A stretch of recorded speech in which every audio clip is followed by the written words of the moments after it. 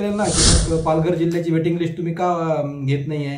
कारण काय मग पालघर जिल्ह्याच्या वेटिंग लिस्टमधले मुलं एवढे परीक्षेसाठी जे काही विद्यार्थ्यांच्या अडचणी आहेत किंवा विद्यार्थ्यांना ज्या समस्यांना सामोरे जावं लागते त्याचा विचार करण्यासाठी त्या विधिमंडळामध्ये एक कोणीतरी जबाबदार व्यक्ती त्या ठिकाणी असला पाहिजे, जेणेकरून तो या विद्यार्थ्यांचे प्रश्न त्या विधान भवनामध्ये त्या ठिकाणी तो उपस्थित करणार. अपडेट अशी आहे की जे काही वनसेवकाच्या जागा आहेत त्या वनसेवकाच्या जागा 12,000 जागा आहेत आणि जे तर जमलेल्या माझ्या तमाम विद्यार्थी बांधवांनो आणि भगिनींनो, ज्याप्रमाणे तुम्ही व्हिडिओचं थंबनेल बघितलेलं असेल त्यावरून तुम्हाला एक गोष्ट लक्षात आली असेल की आजचा जो व्हिडिओ आहे हा रोजगार संदर्भ आणि राजकारण याच्याशी संबंधित हा विषय असणार आहे आणि अत्यंत महत्त्वाचा हा विषय या ठिकाणी असणार आहे. ज्याप्रमाणे आपल्या विधानसभेमध्ये गृहमंत्री आहे, अर्थमंत्री आहे, त्यानंतर मग पाणीपुरवठा मंत्री आहे, त्यानंतर मग ग्रामविकास मंत्री आहे, भूकंप व पुनर्वसन मंत्री आहे, परिवहन मंत्री आहे, महसूल मंत्री आहे.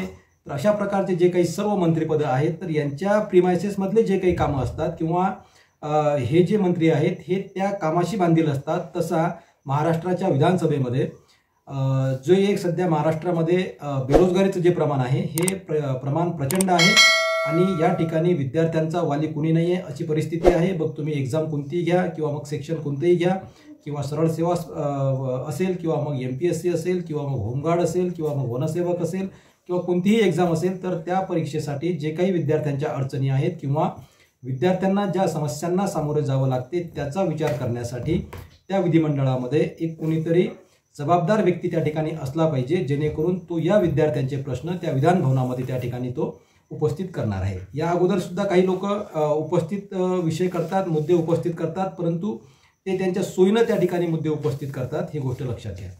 बेरोजगार मंत्री आपण यासाठी म्हणतोय की महाराष्ट्रातली जे काही बेरोजगारी आहे ती नेमकी बेरोजगारी किती आहे, त्याचं प्रमाण किती आहे, त्याची टक्केवारी किती आहे आणि कोणत्या जागा काढायला पाहिजे, कोणत्या डिपार्टमेंटमध्ये जागा खाली आहेत, तर ते प्रस्ताव वगैरे सर्व बाबी ज्या आहेत याला जबाबदार तो व्यक्ती असला पाहिजे. असा व्यक्ती त्या महाराष्ट्राच्या विधानसभेमध्ये आपला असला पाहिजे. कारण की तुम्ही मागील काही वर्षापासून जर समजा MPSCचा विषय बघितला असेल तर विद्यार्थ्यांच्या तारीख पे तारीख जे असते तिथं एक्झामसाठी त्या ठिकाणी देण्यात आलेल्या आहेत की या तारखेची एक्झाम या तारखेला होईल, त्यानंतर ते तारखा पुढे ढकलण्यात आलेल्या आहेत.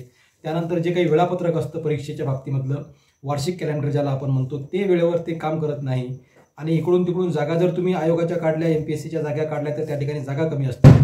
त्यानंतर मग जागा कमी असल्यानंतर त्याची एक्झाम लवकर होत नाही, एक्झाम लवकर झाली तर त्याचा रिझल्ट लवकर लागत नाही, रिझल्ट लवकर लागला तर त्याला तुम्ही नियुक्ती लवकर देत नाही. तर हे सर्व प्रश्न तिथं मांडणार कोण?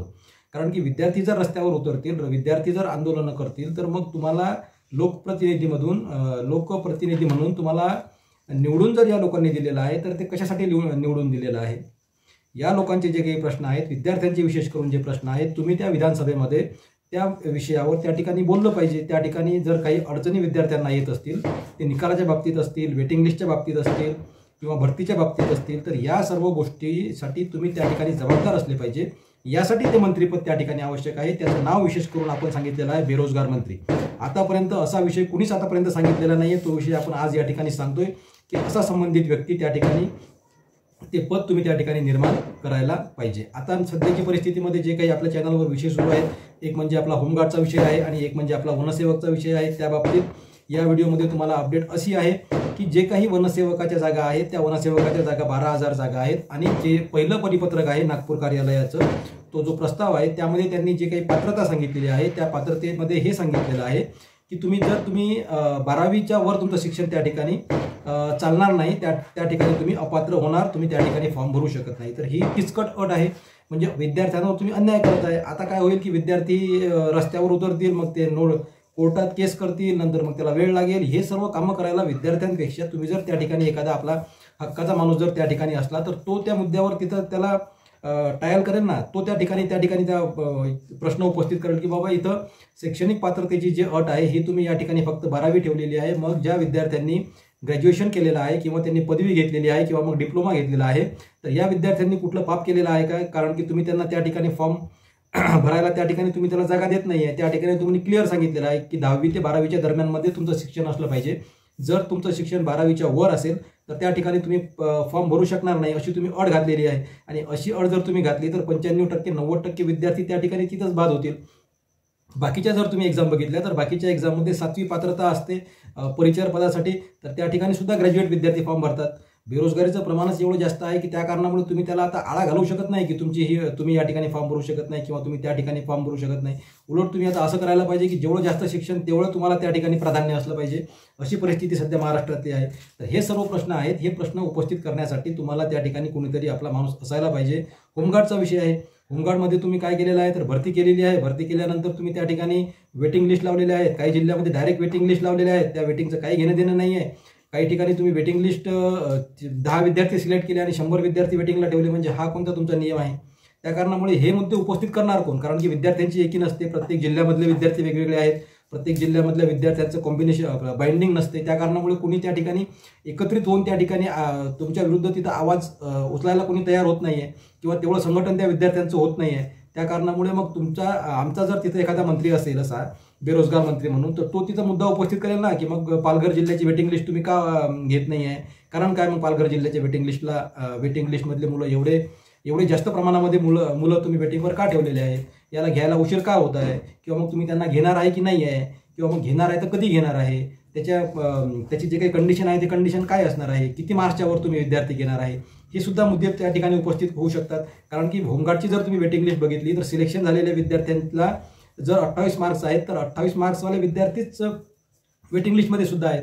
म्हणजे सिलेक्शन झालेल्या विद्यार्थ्यालाही 28 मार्क्स आहेत आणि वेटिंग लिस्टमध्ये असणाऱ्या विद्यार्थ्यालाही 28 मार्क्स आहेत. आणि 28 मार्क्सवाला एकच विद्यार्थी नाही आहे. 10, 15, 20, 25, 30 असे विद्यार्थी त्या एका मार्क्समध्ये आहेत. तर नेमकं तुम्ही मग त्या विद्यार्थ्यांचं काय करणार आहे? त्या ठिकाणी त्यांना तुम्ही रोजगार देणार आहे की नाही आहे? आणि दुसरा महत्त्वाचा प्रश्न यामध्ये असा आहे की होमगार्डची जी काही नोकरी आहे ही नोकरी या नोकरीमध्ये काही शाश्वती नाही आहे. तरीसुद्धा पदवीधर विद्यार्थी या परीक्षेसाठी त्यांनी खूप सारे प्रयत्न केलेले आहेत. त्यांची खूप इच्छा आहे की बाबा आम्हाला होमगार्डची जी नोकरी आहे ही नोकरी मिळायला पाहिजे. त्या ठिकाणी तुम्ही त्यांना वर्षभर कामही देत नाही. त्यातल्या तुम्ही त्यांना पगारही रेग्युलर देत नाही. तर हे सर्व समस्या ज्या आहेत विद्यार्थ्यांच्या किंवा एकंदरीत सर्व विद्यार्थ्यांच्या, त्या समस्यांना तिथं मांडण्यासाठी त्या विधानसभेमध्ये त्या विधान भवनामध्ये मांडण्यासाठी आम्हाला एक हक्काचा माणूस तुम्ही द्यायला पाहिजे अशी आमची इच्छा असणार आहे. जर तुम्हाला योग्य वाटत असेल तर तुम्ही जास्तीत जास्त हा व्हिडिओ शेअर करा, संबंधित व्यक्तीपर्यंत पोहोचवा. तुम्हाला जर योग्य वाटत असेल तर कमेंट्समध्ये लिहा. नसेलही तुम्हाला योग्य वाटत तरी तुमचं मत वेगळं काय आहे यापेक्षा ते सुद्धा तुम्ही कमेंट्समध्ये लिहा. परंतु माझं वैयक्तिक मत असं स्पष्ट आहे की सध्याची जर महाराष्ट्रातली तुम्ही परिस्थिती बघितली विद्यार्थ्यांची, विशेष करून बेरोजगार विद्यार्थ्यांची, तर ती परिस्थिती दयनीय आहे. त्याला कुठलं चॅलेंज नाही आहे. प्रमाण भरपूर आहे विद्यार्थ्यांचं बेरोजगारीचं. लिमिटच्या बाहेर प्रमाण झालेलं आहे बेरोजगारीसाठी. तर यासाठी कोणीतरी आपला एक त्या ठिकाणी संबंधित व्यक्ती आणि हक्काचा व्यक्ती त्या ठिकाणी असायला पाहिजे असं एक माझं वैयक्तिक मत आहे. तुमचं जर काही वैयक्तिक मत वेगळं असेल तर तसं तुम्ही कमेंट्समध्ये सांगू शकता किंवा माझ्या मताशी जर सहमत जर तुम्ही असाल तर हा व्हिडिओ तुम्ही जास्तीत जास्त शेअर करा. जास्तीत जास्त लोकांपर्यंत पोहोचवा, विद्यार्थ्यांपर्यंत पोहोचवा. तुमच्या व्हॉट्सअप ग्रुपमध्ये तुम्ही त्याला शेअर करा. त्यानंतर मग तुमचे लायब्ररीचे काही ग्रुप असतील त्यामध्ये शेअर करा. कारण की विद्यार्थी मित्रांनो बघा, या विषयावर कोणी बोलायला तयार नाही आहे. जर तुम्ही आता MPSCचे विद्यार्थी असाल तर मग MPSCचे विद्यार्थी त्या ठिकाणी आंदोलनं करतील, ते मग निवेदनं देतील किंवा मग कोर्टमध्ये केस टाकतील. हा एक विषय झाला. त्यानंतर मग तुमचे तलाठी भरती आहे. तलाठी भरतीमधले मागच्या वर्षीचे विद्यार्थी अजून घेतलेले नाही आहे. ग्रामसेवकचे विद्यार्थी आता 38 विद्यार्थी, त्यांची लिस्ट आता घेतलेली आहे. ते विद्यार्थी मागच्या 2-3 महिन्या अगोदर त्या विद्यार्थ्यांचं सिलेक्शन झालेलं आहे, त्यांची निवड झालेली आहे. मग त्यांना तुम्ही नियुक्ती का देत नाही आहे हे विचारायला त्या ठिकाणी कोणी तयार नाही आहे. तर तो ग्रामसेवकचा विषय आहे, तलाठीचा विषय आहे. आरोग्य सेवकाची जी भरती असते त्यामध्ये मग तुमचे ते हंगामी फवारणीचं जे काही तुम्हाला सर्टिफिकेट मागतात ते सर्टिफिकेट मागणं, त्या ठिकाणी ते संयुक्तिक आहे किंवा नाही आहे, मग त्यामध्ये किती विद्यार्थी त्या ठिकाणी अपात्र ठरतात, हा सुद्धा महत्त्वाचा विषय आहे. भरपूर सारे जेवढे काही सेक्टर आहेत ज्या ठिकाणी भरती होते त्या ठिकाणी. नंतर आता एक हाईटचा प्रश्न आहे. आता वनरक्षक आहे, त्यानंतर वनसेवक आहे. त्या वनसेवकाचा तर मोठा मुद्दा होईल. कारण की त्या ठिकाणी त्यांनी पात्रता जी आहे ती पात्रता त्यांनी फक्त 12वी ठेवलेली आहे. जर तुम्ही उच्च शिक्षण घेतलेलं असेल तर त्या ठिकाणी तुम्ही पात्र होणार नाही असं ते सांगत आहेत.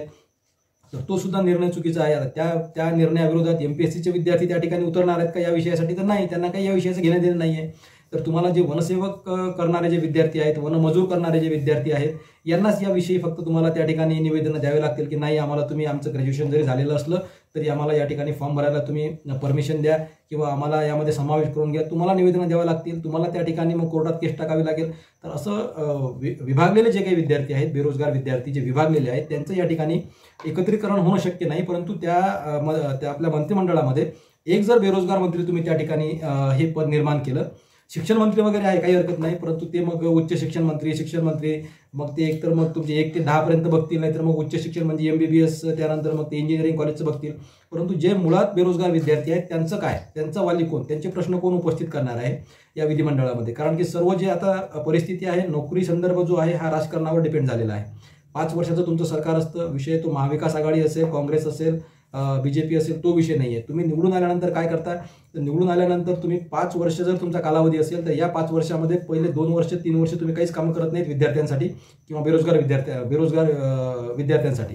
त्यानंतर तुम्ही 4थ्या वर्षी काय करता, तर 4थ्या वर्षी तुम्ही एखादी नोटिफिकेशन काढता, मोठी नोटिफिकेशन काढता, मग त्याची भरती प्रक्रिया चालवता 1 वर्ष, आणि त्यानंतर मग पुन्हा एक जेव्हा तुमचा जो टर्म आहे 5 वर्षाचा, पंचवार्षिक योजना तुमची, जो तुमचा कालावधी संपतो, मुदत संपते विधानसभेची, त्यानंतर तुम्ही एक नोटिफिकेशन अशी काढता की येणाऱ्या 2-3 महिन्यामध्ये आम्ही मेगा भरती करू, आणि त्या आमिषाला बळी पडून जे काही विद्यार्थी आहेत, जे काही उमेदवार आहेत, जे मतदान करू शकतात, ते मग त्या भावनेतून तुम्हाला मतदान करतात आणि मग तुम्ही त्यांचे मतं घेता आणि पुढचे 5 वर्ष पुन्हा तीच प्रोसिजर तुमची चालत असते. हे सर्व विद्यार्थ्यांच्या लक्षात आलेलं आहे, परंतु त्या ठिकाणी विद्यार्थ्यांची एकी नसल्या कारणामुळे तुमची आता हे मनमानी सुरू आहे, असाच प्रश्न या ठिकाणी आपल्याला म्हणावं लागणार आहे. त्यासाठी जर तुम्हाला विद्यार्थ्यांना हा विषय जर तुम्हाला व्यवस्थित वाटत असेल की विधिमंडळामध्ये, विधानसभेमध्ये त्या ठिकाणी आपला एक बेरोजगार मंत्री असला पाहिजे, जेणेकरून विद्यार्थ्यांच्या बाबतीत, विशेष करून बेरोजगार विद्यार्थ्यांच्या बाबतीत, नोकरी संदर्भाच्या बाबतीत, रोजगाराच्या बाबतीत, सर्व विषयासाठी तो व्यक्ती त्या ठिकाणी संबंधित असेल त्या विधानभवनामध्ये किंवा मग त्या विधानसभेमध्ये. असा हा विषय असणार आहे. आजचा व्हिडिओ बनवण्याचा जो उद्देश आहे तो नेमका हाच होता की जे काही विद्यार्थी महाराष्ट्रामध्ये आहेत त्या महाराष्ट्रातल्या विद्यार्थ्यांचं या ठिकाणी एकत्रीकरण झालं पाहिजे थोड्याफार प्रमाणामध्ये तरी, आणि त्यांचे जे काही प्रश्न आहेत, उदरनिर्वाहाचं जे साधन आहे, कारण की भरपूर विषय आहेत, बोलण्यासारखे विषय भरपूर आहेत. दररोज आपण व्हिडिओ अपलोड करत असतो, नवीन व्हिडिओ टाकत असतो. आता तुम्ही जर समजा या विषयावर जर जास्त बोलायचं झालं तर मग तुमचं जे वय आहे ते वय, त्या वयाच्या आतमध्ये तुमचं सिलेक्शन व्हायला पाहिजे, त्या वयाच्या आतमध्ये तुमचं त्या ठिकाणी रोजगार तुम्हाला मिळायला पाहिजे, त्या वयाच्या आतमध्ये तुमची एखादी नोकरी असली पाहिजे, जेणेकरून तुमचं पुढचं जे आयुष्य आहे ते आयुष्य सुरळीत चालणार आहे. लग्नाचे विषय आहेत, त्यानंतर मग संसाराचे विषय आहेत, त्यानंतर मग तुमच्या लाईफचे विषय आहेत, हे सर्व विषय आहेत. परंतु ही एक साखळी आहे, ही एक मालिका आहे, यावर आपण वारंवार बोलत राहू. परंतु सध्या आपल्यासाठी महत्त्वाचा मुद्दा हा आहे की विद्यार्थ्यांचे सर्व प्रश्नासाठी एक व्यक्ती या ठिकाणी संबंधित असला पाहिजे, आणि तो म्हणजे बेरोजगार मंत्री. त्यामुळे मंत्रालयाला आणि सर्व जे काही राजकीय पुढारी आहेत, राजकीय नेते आहेत, लोकप्रतिनिधी आहेत, त्यांना एक विनंती असणार आहे की तुम्ही महाराष्ट्राच्या विधानसभेमध्ये बेरोजगार मंत्र्याची त्या ठिकाणी नवीन पद या ठिकाणी निर्माण करा आणि या ठिकाणी विद्यार्थ्यांना थोडाफार दिलासा देण्याचा प्रयत्न करा, अशी आमची सर्वांची या ठिकाणी एक रिक्वेस्ट असणार आहे. यासाठी आपला आजचा व्हिडिओ आपण बनवलेला आहे. व्हिडिओच्या शेवटी तुम्हाला सांगितलेलं आहे, जमलेल्या माझ्या तमाम विद्यार्थी बांधवांनो आणि भगिनींनो, विषय राजकारणाचा आहे. राजकारणामध्ये शिक्षण शिरलेलं आहे आणि ते असतंच, कारण की रोजगार निर्मिती जेव्हा व्हायची असते तेव्हा मग ते या लोकांच्या माध्यमातून सर्व रोजगार निर्मिती होत असते. त्या कारणामुळे आजचा हा व्हिडिओ तुम्हाला आवडला असेल तर चॅनलला सबस्क्राईब करा आणि बेल आयकॉन प्रेस करून ठेवा आणि व्हिडिओला लाईक करा. ओके, धन्यवाद, थँक्यू. जय हिंद, जय महाराष्ट्र.